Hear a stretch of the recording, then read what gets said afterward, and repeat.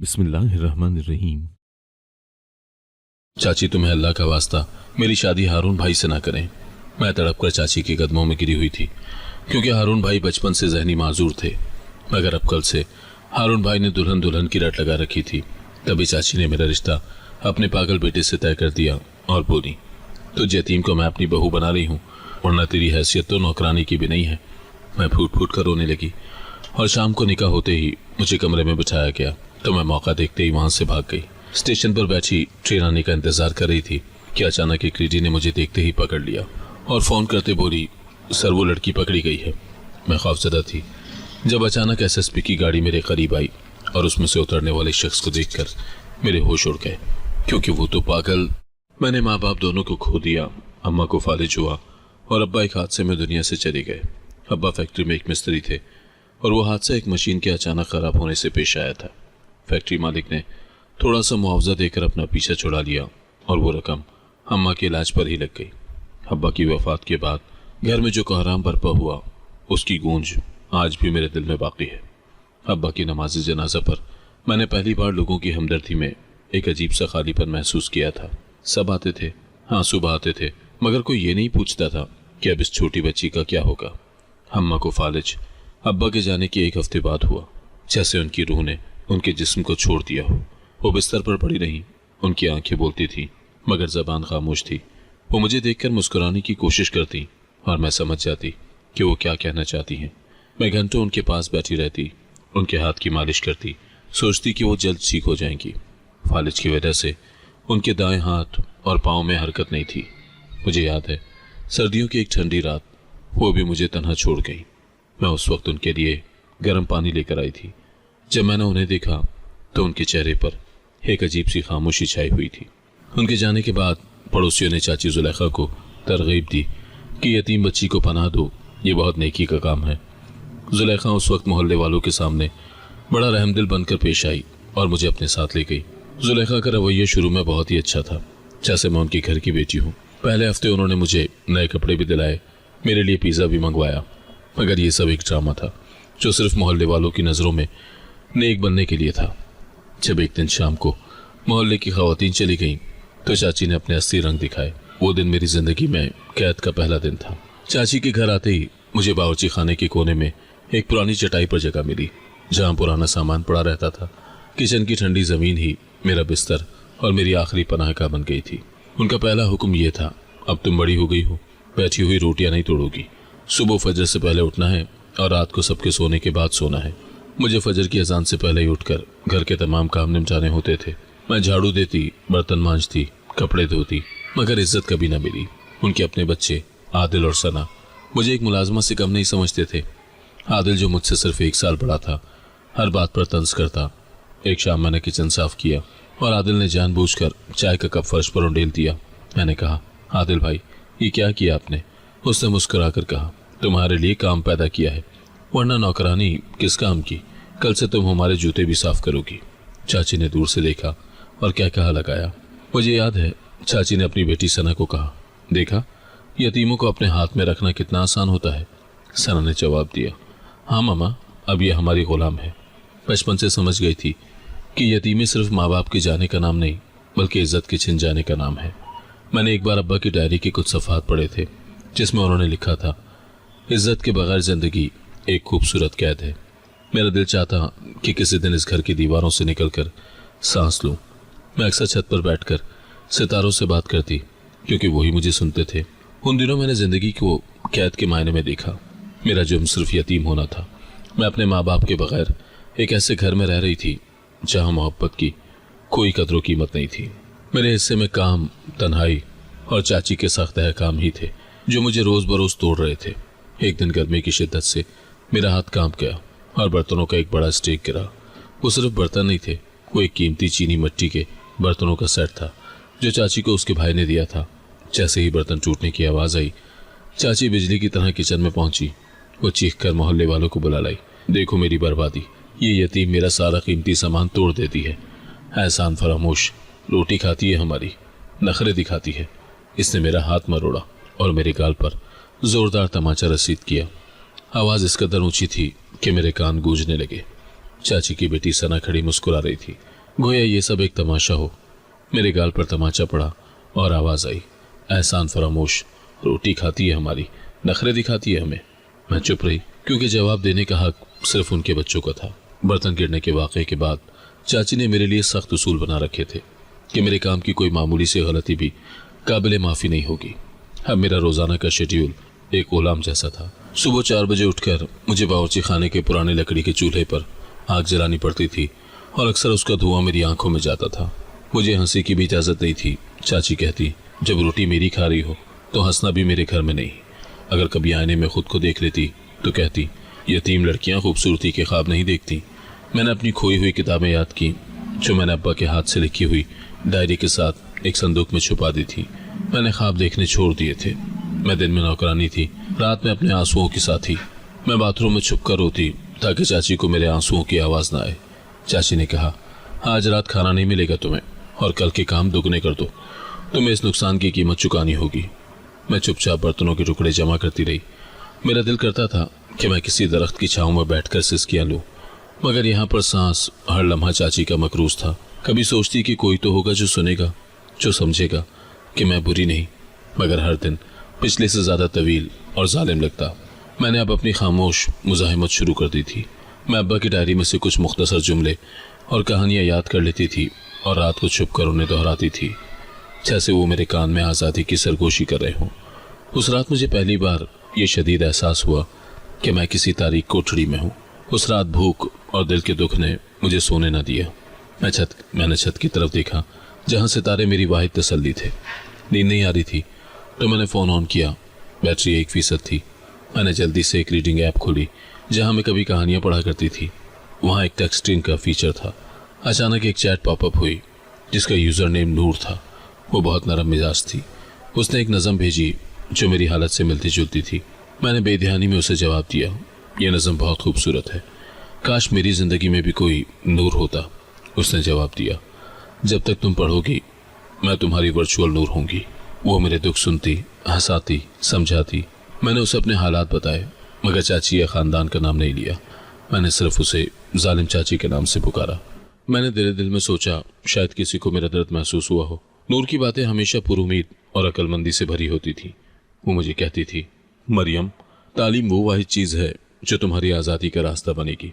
एक बार मैंने उसे बताया कि चाची ने मेरे वालिद की कुछ दस्तावेज़ात छुपा रखी हैं। नूर ने मुझे अजीब व गरीब मशवरे दिए, जैसे मकामी जायदाद के कवानीन के मुताबिक क्या तुम्हारे वालिद की वसीयत दर्जशुदा थी और किसी भी कागज़ को ज़ाया ना करना, ये कल को तुम्हारा सबसे बड़ा सबूत बन सकता है।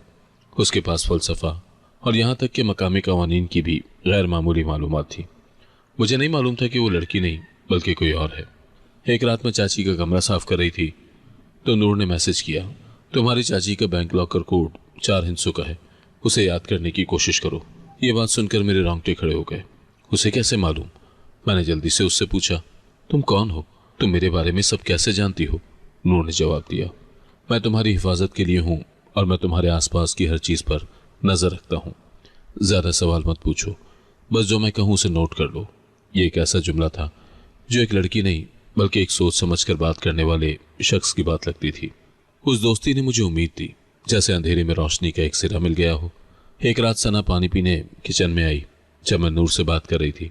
मैंने जल्दी से फ़ोन छुपा दिया। वो मुझसे बोली, मरियम, तुम जाग रही हो? कोई काम बाकी है? मैंने कांपते हुए कहा, नहीं बाजी, मैं बस पानी पी रही थी। वो शक भरी नज़रों से देख कर चली गई और मैं उस अनजान दोस्ती के नाम से बेखबर थी। एक दोपहर मैं सहन में बर्तन धो रही थी और फ़ोन का नोटिफिकेशन ऑन रह गया जो मैंने साइड में लकड़ी के तख्ते के नीचे रखा हुआ था। नूर का मैसेज आया, आज़ादी करीब है, तैयार रहना। नोटिफिकेशन की हल्की सी आवाज़ ने चाची की बेटी सना को खबरदार कर दिया। सना ने मुझे देख लिया और उसने ये बात फ़ौरन चाची जुलेखा को बता दी। सना ने फ़ौरन चाची के पास जाकर कहा, मामा, मरियम किसी से छुपकर बातें करती है, वो बहुत शरारती है और भागने का मंसूबा बना रही थी। चाची ने फ़ौरन मुझ पर हमला कर दिया और मेरे हाथ से फ़ोन छीन लिया। मैं कांपने लगी। चाची ने फ़ोन खोला और नूर के मैसेजेस देखे। उसने चीख कर सबको बुला लिया। मोहल्ले की औरतें जो चाची की नेकी की तारीफ़ करने वाली थीं फ़ौरन जमा हो गई। जुलेखा ने एक ड्रामाई अंदाज अपनाया। वो अपने बाल नोचती हुई बाहर निकली और कहा, हे मोहल्ले वालों, मैंने एक यतीम को पनाह दी मगर उसने मुझे बदनाम कर दिया। देखो इसके करतूत। चाची ने नूर के कुछ पैगामात को ऊंची आवाज में पढ़ा। मैं तुम्हारे दुख जानता हूँ, जल्द ही तुम इस तारीकी से निकलोगी, ये सब खत्म हो जाएगा। जुलेखा ने उन पैगामात के मायने को मुकम्मल तौर पर तब्दील कर दिया। उसने चीख कर कहा, यह लड़की किसी मर्द से बातें करती है, ये मुझे नहीं मालूम कि इसकी क्या नीयत है। ये बदचलन है, ये किसी के साथ भागने का मंसूबा बना रही है ताकि मेरे खानदान की इज्जत खाक में मिल जाए। मैंने कांपती आवाज में कहा, चाची ये कोई मर्द नहीं है, ये सिर्फ एक दोस्त है। नूर, मैं सिर्फ बात करती थी इससे, गुनाह नहीं किया। मगर किसी ने ना सुना। मोहल्ले की कुमर रसीदा खातून बीबी जान ने कहा, जुलेखा तुमने इतना अच्छा काम किया, मगर ये यतीम बच्चे ऐसे ही होते हैं, बदनामी का सबब बनते हैं। इसको फौरी तौर पर काबू में करो, इसकी शादी कर दो ताकि ये घर की चार दीवारी में रहे। चाची ने आखिरी फैसला सुनाया, कल इसकी शादी मेरे पागल भांजे हारून से होगी ताकि इसके शौक हमेशा के लिए खत्म हो जाए और ये घर से बाहर ना जा सके। उस पागल से शादी करके ये यहीं रहेगी, मेरी नजरों के सामने नौकरानी बनकर। यही इसकी सजा है। मेरी चीख निकल गई। मैं रोई, चीखी, गिड़गिड़ाई, मगर किसी को परवाह न थी। मैंने चाची के पांव पकड़े। मैं वादा करती हूँ मैं अपना फोन नहीं देखूंगी, मगर हारून से निकाह न करवाएं, मेरी जिंदगी बर्बाद न करें। चाची ने मुझे धक्का दिया, तुम्हारी जिंदगी का फैसला तुम नहीं करोगी, मैं करूंगी। तुम मेरी मर्जी से यहाँ रहोगी। उसी शाम हारून को पहली बार घर के अंदर लाया गया। वो एक सहमे हुए बच्चे की तरह लग रहा था। उसके हाथ में एक पुरानी गुड़िया थी जिसे वो मुसलसल देख रहा था। उसने एक अजीब सी आवाज निकाली और कहा, शोर मत करो, दुल्हन नाराज हो जाएगी। मैंने जिंदगी में पहली बार महसूस किया कि इल्जाम इंसान से उसकी जबान भी छीन लेता है और वो अपने दिफा में एक लफ्ज भी नहीं बोल सकता। मैं बस दीवार से टिक कर रोती रही और दिल में दुआ करती रही कि कोई मुआवजा हो जाए। मेरे दिल में एक छोटी सी उम्मीद जागी कि नूर को किसी तरह ये बात पहुंच जाए, मगर मेरा फोन अब चाची के कब्जे में था। निकाह का वक्त तेजी से करीब आ रहा था। हारून के बारे में सब कहते थे कि वो बचपन से जहनी मरीज है। मैंने उस दिन ज्यादा करीब से देखा जब वो निकाह के लिए लाया जा रहा था। वो एक पुराने से मैले कुचले शलवार कमीज में मलबूस था, बालों में कंघी नहीं की हुई थी और आंखों में गहरी तन्हाई थी। कभी हंसता है, कभी रोता है और दिन रात एक ही बात दोहराता, मेरी दुल्हन कहाँ है। वो अक्सर एक पुरानी गुड़िया लिए बैठा रहता जो उसकी माँ की थी। मैंने इससे पहले हारून को कभी घर में नहीं देखा था। चाची ने उसे हमेशा एक कमरे में बंद रखा था ताकि उसका पागलपन किसी के सामने जाहिर ना हो। वो सिर्फ जायदाद के कागजात पर दस्तखत करने के लिए बाहर आता था। चाची ने मुझे आकर कहा, ये तेरी किस्मत है, अब तो इसी की होगी। पागल है तो क्या हुआ, अमीर घराने का भांजा है। चाची ने मेरे सजे हुए कपड़ों को देखते हुए ये जुमला कहा था। मैं अंदर से मर गई। मुझे लगता था कि मेरी सारी जिंदगी की मेहनत और दुआएं एक ही पल में रद्द कर दी गई हैं। निकाह का दिन आया, मुझे एक सुर्ख जोड़ा पहनाया गया, मगर उस जोड़े में मुझे लगता था कि मैं कफन पहने हुए हूँ। काजी साहब जो उस खानदान के हालात से वाकिफ थे, बहुत आहिस्तगी से निगाह पड़ा रहे थे। हारून एक कोने में सर झुकाए बैठा था, बिल्कुल साकत, जैसे वो इस दुनिया में मौजूद ही नहीं। जब काजी साहब ने हारून से कबूल करने का पूछा तो चाची ने उसके हाथ को हिलाकर कहा, कबूल है कह, वरना मारूंगी। हारून ने बहुत आहिस्तगी से कहा, दुल्हन को ले आओ। काजी साहब ने जुलेखा की तरफ देखा और फिर हारून की तरफ। जुलेखा ने फौरन कहा, यह पागल है, मैं कहती हूँ कबूल है। जब काजी साहब ने मुझसे कबूल करने का पूछा तो मैंने एक लम्हे के लिए छत की तरफ देखा जहां से तारे छुपे हुए थे। मैंने अपने अंदर की आवाज को दबाते हुए बहुत आहिस्तगी से कबूल है कहा। निकाह का दिन मेरे कानों में सिर्फ एक जुमला गूंज रहा था, यतीमों का कोई हक नहीं होता, बस हुक्म मानना होता है। निकाह की दुआएं खत्म हुई तो मेरे अंदर जिंदगी भी खत्म हो गई। रुखसती की कोई रस्म नहीं थी क्योंकि मैं पहले ही उस घर में थी। चाची ने रात को मुझे कमरे में धकेल दिया और कहा, अब तुम इस घर की बहू हो, मगर ये ना भूलना कि तुम्हारा मकाम क्या है। इस पागल के साथ रहना और अगर कोई गलती की तो मुझसे बुरा तो कोई नहीं होगा। मैंने अंधेरे में हारून को देखा जो गुड़िया लिए बिस्तर पर एक तरफ बैठा था। मैंने गौर किया कि उसकी आंखें खाली नहीं है, उनमें एक अजीब सी चमक थी। वो खामोशी से गुड़िया को देख रहा था। मैंने फैसला किया मैं कैदी नहीं बनूंगी। मैंने हारून से बहुत आहिस्तगी से कहा, हारून मुझे पानी चाहिए, क्या तुम ला सकते हो? उसने मुझे नहीं सुना। मैंने खामोशी से अपने फरार का मंसूबा बनाना शुरू कर दिया। मैंने अपने फरार का मंसूबा रात के 1 बजे के लिए बनाया जब हर तरफ गहरी खामोशी छा चुकी थी। हारून उसी तरह गुड़िया पकड़े बिस्तर के एक कोने में सो रहा था। उसके चेहरे पर खामोशी थी। मैंने पूरी रात जाग कर गुजार दी और फरार का मंसूबा बनाया। मैंने चाची के कमरे की तरफ ध्यान दिया जहां से उनकी गहरे खराटों की आवाजें आ रही थी, जो मेरे लिए आज़ादी का ऐलान था।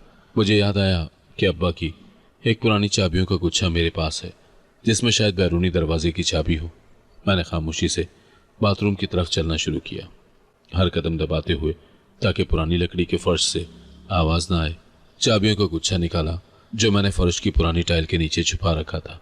मैंने पुराने दुपट्टे से एक छोटी सी गठड़ी बनाई जिसमें सिर्फ एक पानी की बोतल, कुछ बिस्किट्स और अब्बा की डायरी थी। अब्बा की डायरी में एक सफ़े पर उनका लिखा हुआ एक जुमला था, जब जिंदगी की राह ना मिले तो खुद अपनी राह बनाओ। मैंने आहिस्तेगी से कमरे का दरवाज़ा खोला और बाहर निकली। सहन में चांदनी थी। मैंने कदमों की आवाज़ को दबाकर बैरूनी दरवाजे की तरफ बढ़ना शुरू किया। मैंने गुच्छे में से 3 चाबियां निकाली और आखिरी कुंडी खोलने में 10 मिनट लगे। मेरी सांसें तेज हो चुकी थी और मैंने दुआ की कि दरवाज़ा आवाज़ न करे। जब कुंडी खुली तो मैंने फौरन अपना दुपट्टा लिया और आंसू पोंछकर दरवाजे से निकल गई। मैंने पीछे मुड़कर भी नहीं देखा। मैंने सोचा कि अगर कोई खौफ मुझे रोक सकता है तो ये मेरी कमजोरी होगी। मैंने सड़क पर चलना शुरू किया। मेरा दिल धक धक कर रहा था। मुझे याद था कि शहर से बाहर एक पुराना और सुनसान रेलवे स्टेशन है। मैंने फ़ोन निकाला जो मैंने निकाह से 1 घंटा पहले चाची के बाथरूम से चुराया था। उसमें सिर्फ 10% बैटरी थी। मैंने नूर को आखिरी मैसेज किया, मैं स्टेशन पर हूँ, मुझे आकर ले जाओ। मैं अब मजीद नहीं जी सकती। अगर तुम सच में मेरी दोस्त हो तो आ जाओ, वरना मैं यहाँ से कहीं और चली जाऊंगी। मेरे अल्फाज में शदीद मायूसी और खौफ था। रात अंधेरी थी, सड़कों पर गहरी खामोशी। मैं तकरीबन 1 घंटे तक चलती रही, जब तक मुझे स्टेशन की पुरानी इमारत नजर नहीं आ गई। प्लेटफॉर्म सुनसान, मगर मेरे अंदर हिम्मत थी। मैंने सोचा कि अगर मौत भी मिले तो कैद से बेहतर है। मैंने दूर से ट्रेन की सीटी सुनी, जैसे जिंदगी पुकार रही हो। ये सीटी मुझे पुकार रही थी, या ये मेरा आखिरी सफर था। मुझे अंदाजा नहीं था कि उस पैगाम से मेरी पूरी तकदीर बदल जाएगी। मैं बेंच पर बैठी ट्रेन का इंतजार कर रही थी। दिल में डर भी था और नूर के आने की उम्मीद भी। स्टेशन की सुनसान रोशनी में एक खातून आई तो दरमियानी उम्र की थी, सादा मगर मुहज्जब लिबास में। वो मेरे करीब आई, बोली, बेटा तुम मरियम हो ना? तुमने नूर को मैसेज किया था। मैंने हाँ में सर हिलाया। मेरी आवाज़ भी न निकली। खातून ने जल्दी से अपना फ़ोन निकाला और एक मुख्तसर सा कोड मिलाकर कहा, सर लड़की मिल गई है, हम कार्रवाई शुरू कर सकते हैं। मैंने घबरा कर पूछा, क्या तुम नूर हो? उसने सिर्फ मुस्कुरा कर कहा, मैं नूर नहीं, मैं सर की टीम से हूँ। अगले ही लम्हे सड़क की तरफ से एक सियाह चमकीली SUV और उसके पीछे एक और मुहाफिज कार इंतहाई खामोशी से आकर रुकी। दरवाज़ा खुला, अंदर से वर्दी में एक शख्स बाहर आया। उसने पुलिस का SSP यूनिफॉर्म पहना हुआ था। उसके कांधों पर चमकते हुए सितारे थे, उसके सीने पर तमगे चमक रहे थे और उसके जूते बिल्कुल चमक रहे थे। मैं सकते में रह गई। वो तो हारून था, मगर अब उसके चेहरे पर वो खालीपन नहीं, वो वक़ार था जो एक आला अफसर के चेहरे पर होता है। उसकी आंखों में जहानत और एक अजीब सी चमक थी जिसे मैंने पागलपन समझा था। वो मेरे करीब आया और मैंने देखा कि खातून ने उसे सैल्यूट किया। उसने मेरी तरफ देखा और उसके चेहरे पर एक नरम मुस्कुराहट आई। वो बोला, तुमने ही तो कहा था मैं स्टेशन पर हूँ, आकर ले जाओ। मैं आ गया मरियम। मेरी जबान बंद हो गई। मेरे जहन में सवालात की एक बौछार थी। क्या वही पागल, क्या वही हारून SSP था? उसने मेरी तरफ अपना हाथ बढ़ाया, मगर मेरे चेहरे पर घबराहट देखकर फौरन उसे पीछे हटा दिया। घबराओ नहीं मरियम, अब तुम मेरी हिफाजत में हो। इस औरत को तुमने नूर समझा था, दरअसल ये मेरी वफादार मुलाजिमा है जिसके जरिए मैंने तुम्हें सुनसान स्टेशन पर बुलवाया। हारून ने एक लंबी सांस ली और कहा, मैं पागल नहीं था मरियम, मैं सिर्फ ड्रामा कर रहा था और तुम्हारी ये फरार मेरे मंसूबे का हिस्सा था। मुझे लगा जैसे मेरी दुनिया उलट गई हो। मेरा निकाह एक पागल से नहीं बल्कि एक ताकतवर और जीरक पुलिस ऑफिसर से हुआ था जिसने मेरे बचने का मंसूबा बनाया था। इससे मेरे दिल को अजीब तरह से सुकून मिला। उसने मुझे आहिस्ता से उठाया और कार की तरफ ले गया। मैंने कार में हारून के बराबर बैठकर कांपती आवाज में पूछा, तुम पागल नहीं थे? ये सब क्या था? ये वर्दी, ये SUV? मेरी आंखों में आंसू थे, मगर इस बार मायूसी के नहीं, हैरानी के। उसने नरमी से मेरी तरफ देखा और बहुत आहिस्तगी से जवाब दिया, पागल था मगर दुनिया के लिए, तुम्हारे लिए होश में था। हारून ने मुझे एक तौलिया दिया और कहा, अपने आंसू पोंछो मरियम, तुम्हारे आंसू बहुत कीमती हैं। मैंने खामोशी से तौलिया ले लिया। खातून ड्राइवर की सीट पर बैठ गई और हम एक नामालूम मंजिल की तरफ रवाना हो गए। हारून ने पीछे की सीट पर मेरी तरफ मुड़कर कहा, मैं जानता हूँ कि तुम्हारे लिए ये सब हजम करना मुश्किल है, मगर ये सब एक ड्रामा था। यह ड्रामा मेरी माँ और तुम्हारी हिफाजत के लिए ज़रूरी था। मैंने कहा, मुझे समझ ही नहीं आ रहा। मेरे लिए कुछ मत करो, मुझे बस सुकून चाहिए। तुम क्यों मुझे बचा रहे हो? मुझे कोई नहीं चाहिए। मुझे सिर्फ अकेला छोड़ दो। उसने गहरी सांस ली और मेरी तरफ देखा। सुकून तुम हो मरियम, और तुम्हें बचाना मेरा फर्ज था। मैं चाची जुलेखा की कार्रवाइयों पर बरसों से काम कर रहा था, मगर मुझे अपनी माँ को उनके जुल्म से बचाना था जो फालिद ज़दा थी। जुलेखा मेरी माँ की जायदाद पर कब्जा करना चाहती थी, और मैं जब तक पागल रहा वो मुझे खतरा नहीं समझती। उसने मजीद कहा, मैं तुम्हारे हालात से वाकिफ था। जब चाची ने तुम्हारा फ़ोन पकड़ा तो ये मेरे लिए एक मौका था कि मैं कानूनी तौर पर तुम्हें अपने साथ रख सकूं, ताकि तुम उनके जुल्म से बाहर आ जाओ। मैं जानता हूं कि वो तुम्हारी शादी किसी और से करवा कर तुम्हें बेच सकती थी या तुम्हारी ज़िंदगी बर्बाद कर सकती थी। हारून ने मुझे मजीद वजाहत दी। अगर मैं तुम्हें आम तरीके से निकालता तो चाची मुझ पर इग़वा का इल्ज़ाम लगा सकती थी। इसके बजाय मैंने पागल हारून के रूप में तुमसे निकाह किया और तुम्हें उसी रात फरार का पैगाम भेजा, ताकि मेरे पास तुम्हें वापस लाने का एक महफूज कानूनी जवाज़ हो। तुम्हारा ये फरार मेरे लिए एक मजबूत सबूत था कि तुम अपनी मर्जी से इस घर को छोड़ रही थी। उसके लहजे में इतनी सच्चाई थी कि मैं चुप हो गई। जब हम उसके सरकारी क्वार्टर पहुंचे तो उसने मुझे बिठाया और अपनी पूरी कहानी सुनाई। हारून ने बताया कि वो चाची जुलेखा का बेटा नहीं बल्कि उसकी बहन का बेटा है। उसकी माँ, जिसका नाम फहमीदा था, बरसों से फालिज ज़दा है, और ये फालिज कुदरती नहीं था। हारून ने इंकशाफ किया। जुलेखा ने मेरी माँ को फालिज का मरीज बनाकर काबू में रखा ताकि मेरे वालिद की करोड़ों की जायदाद उसके कब्जे में रहे।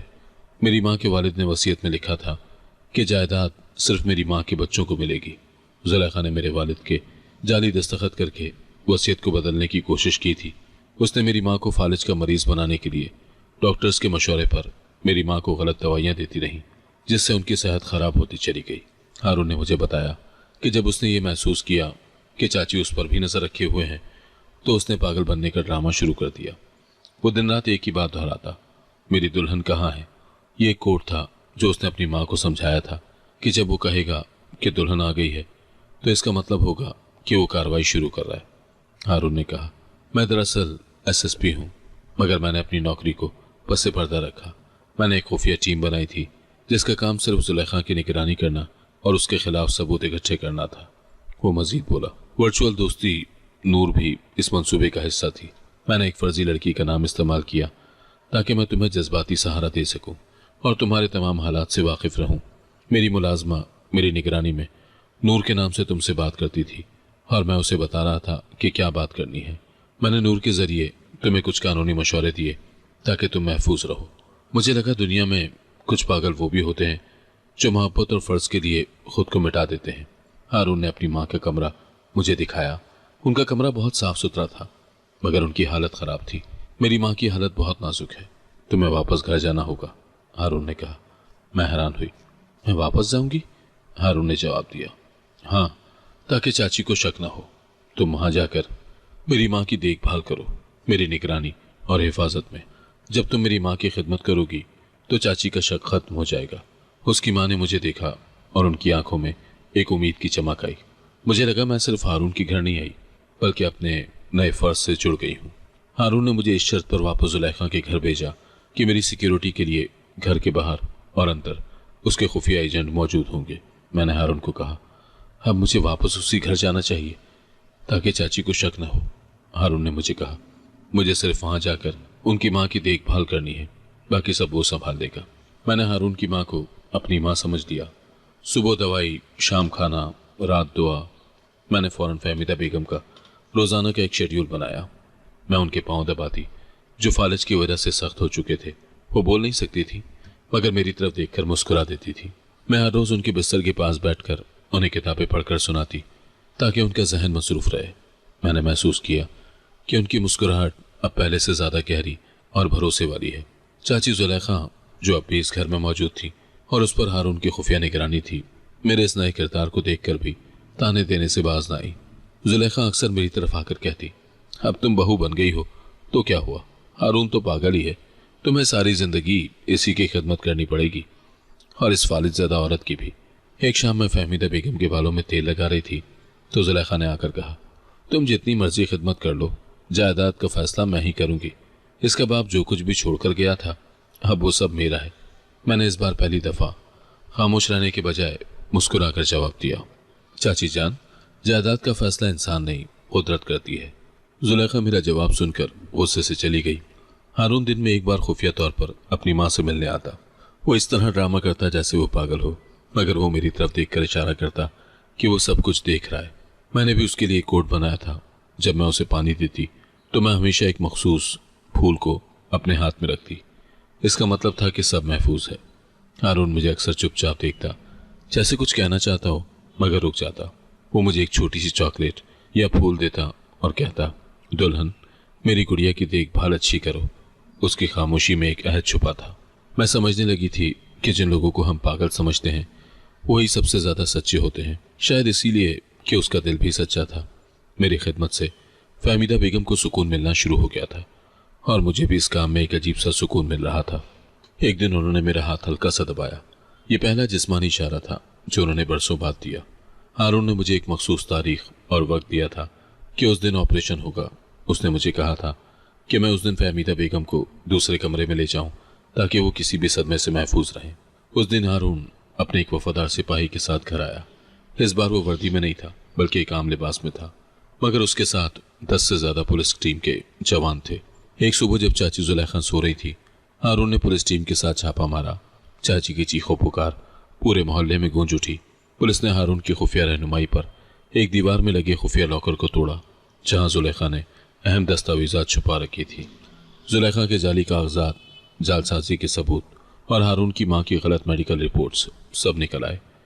पुलिस ने उसके फोन की रिकॉर्डिंग भी बरामद की जिसमें वो मेरे और हारून के बारे में गुफ्तगू कर रही थी। पूरा मोहल्ला हैरान था कि पागल दरअसल एसएसपी निकला और वो सारी औरतें जो मुझ पर इल्जाम लगाकर चली गई थी अब दरवाजे के पीछे से तमाशा देख रही थी।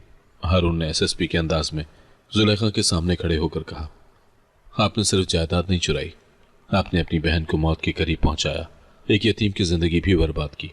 आपने अपने ही घर में एक मासूम लड़की पर झूठे इल्जामात लगाए ताकि आपको मेरी और मेरी माँ की जायदाद मिल सके। जुलेखा चीख कर बोली, मैंने ये सब अपनी बहन की वजह से किया। मैंने उसे तुम्हारे बाप की जायदाद से अलग किया था। मैंने तो उसे सिर्फ सबक सिखाना चाहा। हारून ने अपने ऑफिसर को इशारा किया और ऑफिसर ने चाची के सामने चार्जशीट पढ़ी जिसमें जालसाजी, जुल्म और जायदाद की गैर कानूनी मुंतकली के इल्जामात थे। चाची को फौरन गिरफ्तार कर लिया गया। उसका बेटा आदिल और बेटी सना परेशानी से रोने लगे। जब उसे ले जाया जा रहा था उसने आखिरी बार मुझे देखा और उसकी आंखों में शदीद पछतावा था। हारून ने अब वर्दी पहननी शुरू कर दी थी और मैं अपने घर की मालकिन की तरह जिंदगी गुजारने लगी थी। हारून ने आदिल और सना को भी उनकी खाला के हवाले कर दिया और मैंने फहमीदा बेगम को उनके असल कमरे में मुंतकिल कर दिया जो अब रोशनी और हवा से भरा हुआ था। एक दिन हम दोनों फहमीदा बेगम के कमरे में बैठे थे कि हारून ने सच बताया कि वही मेरी ऑनलाइन दोस्त नूर था। वो बोला, मैंने तुम्हें नूर का नाम इसलिए दिया ताकि तुम्हारी जिंदगी की तारीकी में मुझे तुम्हारे अंदर एक रोशनी दिखाई दी थी। वो छत पर तुम्हारे सितारों से बात करना, तुम्हारी खामोशी, तुम्हारी छुपी हुई किताबें पढ़ने की आदत, ये सब मैंने देखा और मुझे लगा कि मुझे इस लड़की को बचाना चाहिए। मैंने पूछा, तुमने मुझे स्टेशन पर क्यों बुलवाया? तुम मुझे घर से भी तो ले जा सकते थे ना? उसने वजाहत की, मैं तुम्हारी तन्हाई जानना चाहता था। तुम्हें अपने दिल की बात खुद कहने का मौका देना चाहता था। जब तुमने स्टेशन पर आने का कहा तो मुझे यकीन हो गया कि तुम अपनी आज़ादी के लिए हर खतरा मोल लेने को तैयार हो। वो पैगाम मेरे लिए सबूत था कि तुम इस कैद से निकलना चाहती थी। उसने मजीद कहा, मैंने पागलपन का ड्रामा सिर्फ इसलिए किया ताकि तुम महफूज रहो, क्योंकि उस वक्त कानून नहीं मोहब्बत तुम्हें बचा सकती थी और तुम्हें वहां से निकालने का मेरा कोई और मकसद नहीं था, सिर्फ तुम्हें बचाना था। मेरी आंखों से आंसू बह निकले मगर दिल पहली बार मुतमईन था। हारून ने आगे बढ़कर मेरे हाथ पर अपना हाथ रखा और बोला, मरियम, तुम मेरी कानूनी बीवी हो, मगर मेरा वादा है कि मैं तब तक तुम्हारे साथ अपने रिश्ते को मुकम्मल नहीं करूंगा जब तक तुम खुद मुझे इजाजत ना दो। मैंने तुम्हें जुल्म से निकाला है, मैं तुम पर जबरदस्ती मुसल्लत नहीं करूंगा। हारून के इस वादे ने मुझे एक नई कुव्वत दी। चाची जुलेखा जेल में थी और मैं एक दिन हारून के साथ उससे मिलने गई। मुलाकात के दौरान जुलेखा ने जेल की सलाखों के पीछे से मुझे देखा और कहा, मैंने तुम्हारे साथ बहुत बुरा किया मरियम, मगर तुम दोनों शायद इसीलिए बने थे क्योंकि तुम दोनों के दिल सच्चे हैं। मैंने नफरत की और तुमने मोहब्बत से मेरी बहन की खिदमत की। उसने हारून को देखते हुए मजीद कहा, मुझे माफ़ कर दो हारून, उसकी माफ़ी मेरे लिए कोई मायने नहीं रखती थी, मगर यह इत्मीनान ज़रूर था कि जुल्म का अंजाम हो चुका था। दूसरी तरफ हारून की माँ फहमीदा बेगम की सेहत में बहुत तेजी से बेहतरी आ रही थी। मेरी मुसलसल देखभाल और हारून की सही अद्वियात ने अपना असर दिखाया। एक शाम जब मैं उन्हें गर्म सूप पिला रही थी तो उन्होंने मेरी तरफ देखा और बहुत मुश्किल से अपने होंठ हिलाए। उन्होंने पहला जुमला कहा, बेटा। मैं खुशी से रो पड़ी। उन्होंने मेरा हाथ पकड़कर कहा, बेटा अब तू मेरी बहू है, मेरा फख्र। तुमने मेरे बेटे को भी बचाया और मुझे भी। मैंने उन्हें गले लगाया। मेरी जिंदगी में पहली बार किसी ने मुझे इतने प्यार से बेटा कहा था। हारून ने खामोशी से मेरा हाथ थामा और कहा, अब कोई ड्रामा नहीं, सिर्फ हकीकत। तुम और मैं। हारून ने फैसला किया कि वो हमारे निकाह को दोबारा नए सिरे से और अपनी मर्जी से पढ़वाएगा। एक छोटी सी तकरीब मुनक्कद हुई। इस बार कोई जहेज नहीं था, इस बार कोई जबर नहीं था, कोई पागलपन का ड्रामा नहीं। शादी के बाद जिंदगी में जैसे कोई नया सुकून उतर आया था। न वो खौफ, न वो कैद, न वो झूठ जिसमें सालों रही थी मैं। अब हर सांस में शुक्र का एहसास था। मगर मैं ये नहीं जानती थी कि हारून की जिंदगी के कुछ राज अभी भी मुझ पर खुलने बाकी हैं। वो राज जिन्होंने इस कहानी की बुनियाद रखी थी। उस शाम फहमीदा बेगम के कमरे में हारून मेरे पास आया। उसने कहा, मरियम अब तुम्हें वो बात बतानी है मेरे सीने में कैद थी। तुम्हें हक है जानने का, क्योंकि तुम वो औरत हो जिसके सामने मैंने पहली बार अपनी वर्दी उतारी। मैं चौंक गई। क्या बात है हारून, तुम तो एसएसपी हो, ये मैं जानती हूँ, मगर तुमने सबसे अपनी असल पहचान क्यों छुपाई? हत्ता कि तुम्हारी खाला जुलेखा को भी ये नहीं मालूम था कि तुम अफसर हो। हारून ने धीरे से सांस दी। मरियम, मैं सिर्फ एसएसपी नहीं था, मैं अंदरून वजारत दाखिला का खुफिया इन्वेस्टिगेटिव अफसर था। मेरा मिशन खास तौर पर उन्हीं ख़ानदानों पर था जो विरासती फ्रॉड और दस्तावेजी जालसाजी में मुलविस थे। मेरा ख़ानदानी ताल्लुक जुलेखा से मुझे उनके करीब लाता था, लेकिन अगर उसे ज़रा भी शक हो जाता कि मैं एक खुफिया सरकारी अफसर हूँ तो ये मिशन ख़त्म हो जाता और मेरी माँ हमेशा के लिए इस खतरे में आ जाती। मैं सुनकर सकते में रह गई। तो फिर तुम्हारी माँ को भी मालूम नहीं था? हारून ने आहिस्तगी से सर हिलाया। नहीं, मेरी माँ को सिर्फ इतना मालूम था कि मैं किसी सिक्योरिटी ड्यूटी पर हूँ। मेरा नाम, मेरा ओहदा सब खुफिया था। मैंने एक जाली मेडिकल रिपोर्ट बनवाई जिसमें लिखा था कि मैं शदीद जहनी दबाव और सदमे में हूँ, ताकि वजारत में मेरी गुमशुदगी को मेडिकल छुट्टी के ज़मरे में डाल दे। उसने कुर्सी के हत्थे पर हाथ रखा और आके झुककर कहा, जुलेखा के लिए सबसे बड़ी तसल्ली ये थी कि मैं पागल हूँ, क्योंकि अगर वो ये जान लेती कि मैं होश में हूँ और एसएसपी हूँ तो वो हर बात छुपा लेती। मगर पागल समझकर वो हर चीज़ मेरे सामने बेफिक्र होकर कह देती थी। मुझे अपनी बहन की जायदाद चाहिए, इसका बेटा तो पागल है, कुछ कर नहीं सकता, और मैं उसकी हर बात याद रखता, हर लफ्ज़ रिकॉर्ड करता। मैं हैरत में डूब गई। यानी तुम्हारे पागलपन की अदाकारी सिर्फ ख़ानदान नहीं बल्कि हुकूमत की इजाज़त से थी? हारून मुस्कुरा दिया।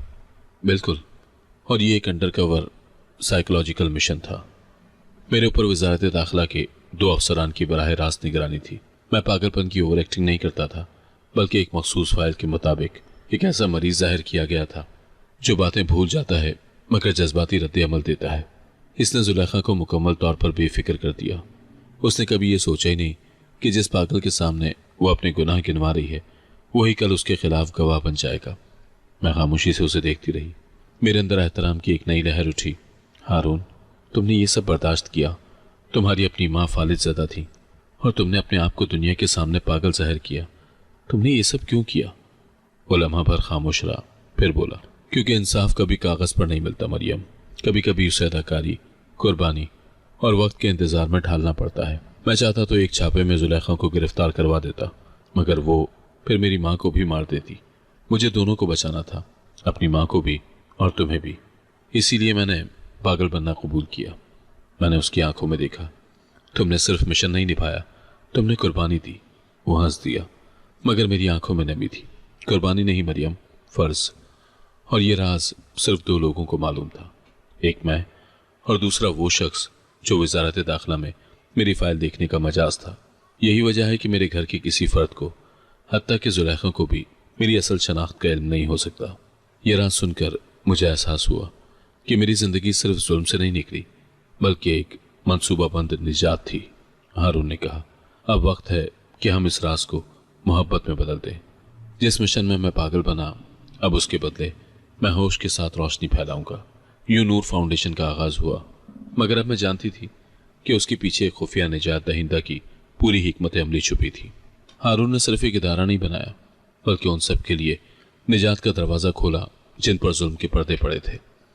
इफ्तिताह के दिन जब मैंने तकरीर की तो मेरी आवाज़ में अब कमज़ोरी नहीं, वक़ार था।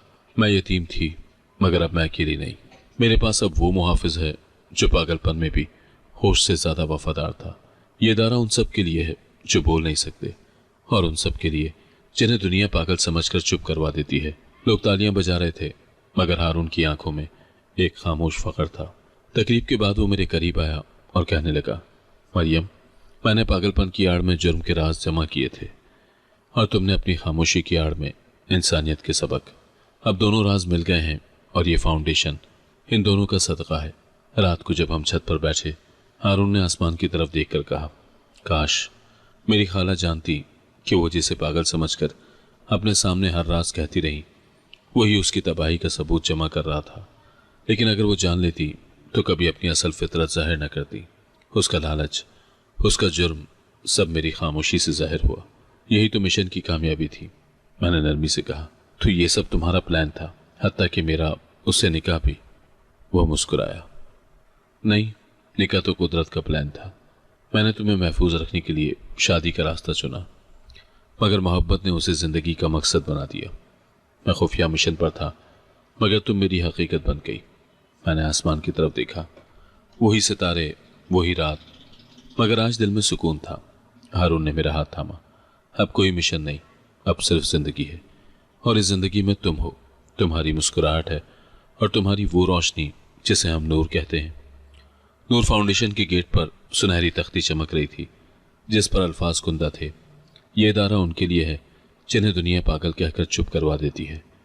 यहाँ पागलपन नहीं, इंसानियत बोलती है। जहाँ जुल्म खत्म होता है, वहाँ मोहब्बत शुरू होती है।